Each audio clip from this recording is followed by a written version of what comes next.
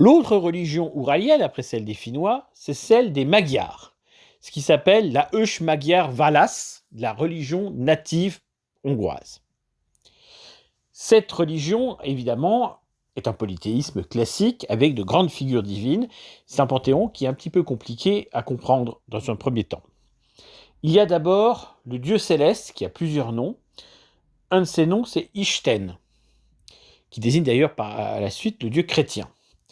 Mais on l'appelle aussi le père doré, Arani Atia. Son épouse, c'est la déesse Istenania, forme féminine évidemment, la déesse, si on peut dire, qui est également appelée Boldogashoni, qui désigne la déesse des femmes, de la nature, du printemps et beaucoup d'autres fonctions. En réalité, c'est un avatar d'une autre déesse qui s'appelle Fold Anya, la terre-mère au sens littéral. Vous aurez ainsi compris qu'Atia veut dire le père et Anya veut dire la mère. Il y a notamment donc une déesse de l'aurore également qui s'appelle Ainal Agnieszka, donc qui veut dire la mère aurore ou la petite mère aurore, donc c'est une déesse féminine qui est importante parce qu'elle est aussi parfois l'épouse du dieu céleste. Il y a ensuite Adur, c'est le dieu de la guerre. Certains imaginent que c'est le dieu d'Attila, mais Attila n'était pas hongrois, il était hun. Et c'est souvent une confusion qui est faite. Le mot Hongrie en français vient de Hunonia, donc le pays des Huns, alors que le nom du peuple c'est Magyar, et le pays s'appelle Magyarország, la terre des Magyars, c'est le nom réel en magyar de la Hongrie. C'est donc le dieu de la guerre, mais il n'a pas des fonctions orageuses, je le précise. Il y a un dieu du soleil qui s'appelle Napkirali. Alors, le terme de Kirali vient de Carolus, en latin, du nom des Carolingiens. Kirali veut dire roi.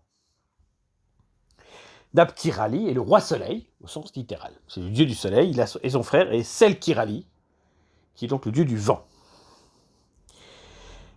Si le soleil est masculin, sous cette forme-là, il y a une forme féminine qui s'appelle Nap Anya, la soleil mère, dont on ne voit pas trop la différence, et qui est peut-être son épouse.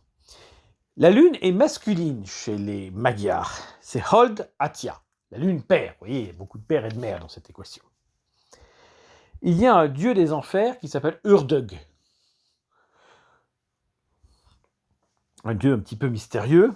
Donc quand je dis E, évidemment, c'est le son O avec un umlaut comme en allemand, hein, les 2 points au-dessus. Là encore, il y a un père feu, Tuz Atia, et la mère feu qui l'accompagne, Tuz Anya.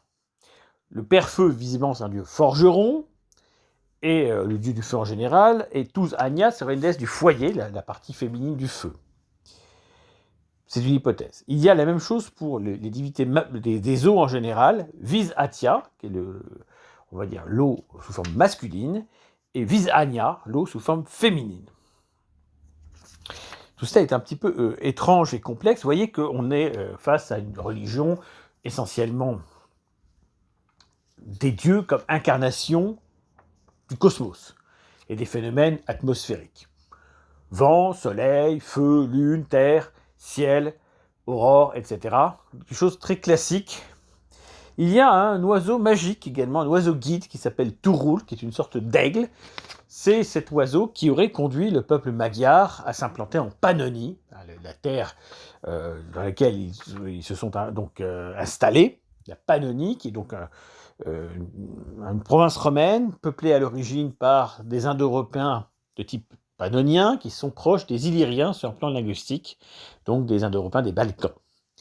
C'est le fond de population de la Hongrie, qui a été donc rejoint ensuite par des apports romains, germaniques, celtiques, slaves et, bien entendu, magyars, mais la part ethnique magyare au sein de la population hongroise est très limitée.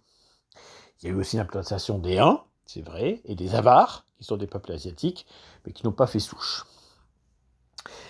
Les prêtres, ou chamans, sont les Taltos, qui sont donc des prêtres païens qui ont animé la résistance au christianisme.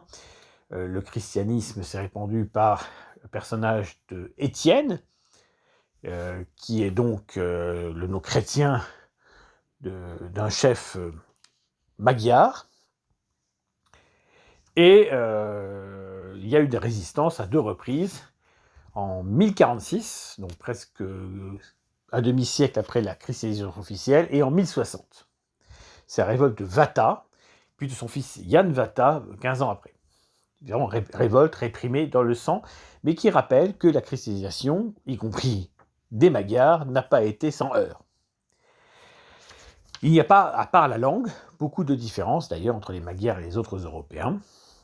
Il faut bien le souligner, ça relativise considérablement toutes les thèses touraniennes qui ont pu être défendues par le passé, qui sont incohérentes. Voilà, les Magyars sont proches des Finnois et des Estoniens, ils ne sont pas proches des Turcs ou des Mongols. Ça, c'est une illusion et une théorie fausse qui remonte à l'époque où on pensait qu'il y avait un groupe linguistique dit ouralo-altaïque, ancestralement commun aux Ouraliens, donc aux Finno-Ugriens, et aux Turco-Mongols ou altaïques.